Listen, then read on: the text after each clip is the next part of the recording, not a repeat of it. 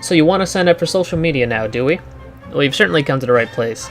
Social media has practically become an integral part of our personal lives. Between finding employment in the workplace, connecting and establishing communication with the fan base or clientele, maintaining ties with friends and family, or plastering unwarranted political opinions all over your Facebook wall, for all to see. But hey, that's why I'm here. I'm here to tell you the ins and outs, the do's and don'ts of social media. So at this point you might be asking to yourself, Michael, what more to social media is there, outside of signing up, verifying your email address, and then following and friend requesting those that you know and care about? Well, firstly, that does apply to most social medias at the surface level. There are platforms that you need to be wary of that do not follow this norm. One of these platforms I did mention earlier, which is LinkedIn. A website like LinkedIn actually is more about profile building and having connections in the right places, so you may stand out in the competitive workforce when employers are trying to look for you. The most important thing to keep in mind with all social medias, however, is your security, which will always be at the utmost importance. Now let's take a look real quick at some of these security settings.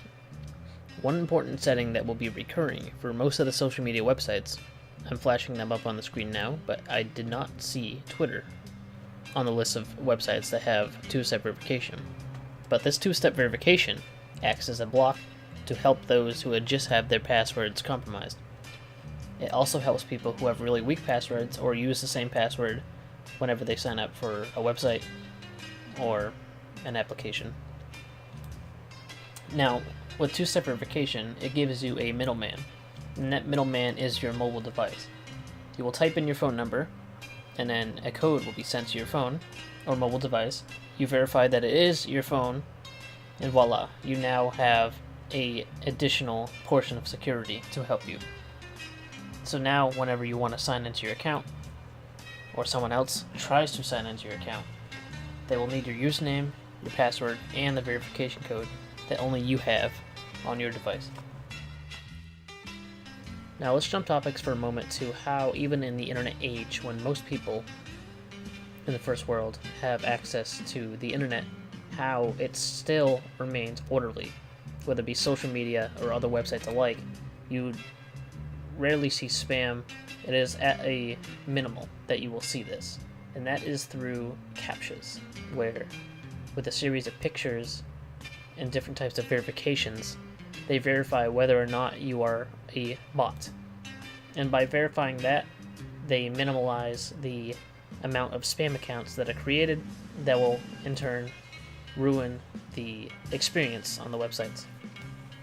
Back in the day when CAPTCHA was first new, the popular CAPTCHA was just a series of numbers and letters that were noised out where you can barely read them, so it was very difficult for a bot to pick up. However, nowadays, bots are much smarter than it used to be. So now, instead of having a series of letters and numbers to type in, filtered out by noise, you have a series of pictures that you need to select, and you need to identify those pictures to a word, which bots should not be able to do unless they have an extreme amount of data collected from the real world. Being on particular social media, Twitter, you may find posts that invoke negative feelings in you. I single out Twitter in particular because of two things. For one, Twitter revolves around the hashtag system, which creates a tag on your post that can be then found by other people. Some of these tags can even go on trending, and you can view other posts on there. And two, Twitter is a much easier website to create an account that's less connected to your real life. And with that, a lot of people, including yourself, may feel free to speak your mind, if you will. And be wary of this. Assuming you aren't using a private email, your online presence is known and can come back to bite you in the butt. The internet is a wonderland of presumed anonymity. There is no reason to take this to heart, especially when some of them just do it for kicks.